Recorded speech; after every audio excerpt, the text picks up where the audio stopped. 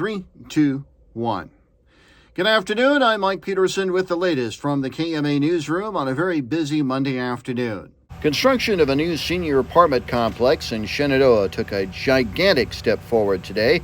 Activities resumed at 1401 West Sheridan Avenue, the site of the Shenandoah Senior Villas apartment complex. Crews from Coaster Construction Company of Grimes poured 200 yards of concrete on the site's pad. Paul Laughlin is the company's construction superintendent. This is a huge milestone. It's been a long time in the waiting, the long winter, the frost in the ground, so on and so forth. It's just been a undertaking. So today we're pouring concrete, we're pouring the whole pad today, and we're going to start going vertical here later in the week. You can view a video version of this story along with the web story later on this afternoon at KMAland.com. Elsewhere in the news today, one KMA Land fire chief advises residents of continued conditions ripe for brush and field fires. That's the message from Red Oak Fire Chief John Bruce. It tells KMA News dry and windy conditions continue to plague much of the region in the state. According to the Grassland Fire Danger Index for today and tonight, much of Iowa remains at a high risk. At the same time, good portions of Montgomery, Pottawatomie, and Harrison counties are still listed as very high risk.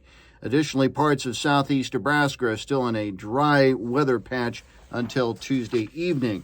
Nebraska State Senator Julie Slama is hailing what she calls common sense Second Amendment legislation on firearms.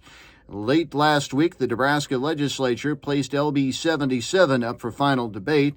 Introduced by State Senator Tom Brewer, the bill would allow the carrying of concealed handguns without a permit, change provisions relating to concealed weapons, and prohibit certain regulation of weapons by cities, villages, and counties. Julie Slamba talked about that bill on KMA's Morning Line program this morning. Fremont County officials have thrown their support behind seeking grant opportunities for rural broadband. During its latest regular meeting, the Fremont County Board of Supervisors approved the letter of support for the Southwest Iowa Planning Council to pursue grant nominations through broadband intervention zones. KMA on-track weather, slight chance of drizzle this afternoon, otherwise mostly cloudy, highs in the upper 50s.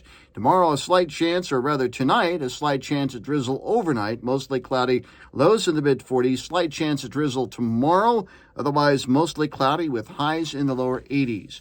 More news at 12:05 and 1:05 this afternoon and 5:05 and 6:05 this evening and online at KMAland.com. Have a good rest of your Monday. Mike Peterson, so long, my friend.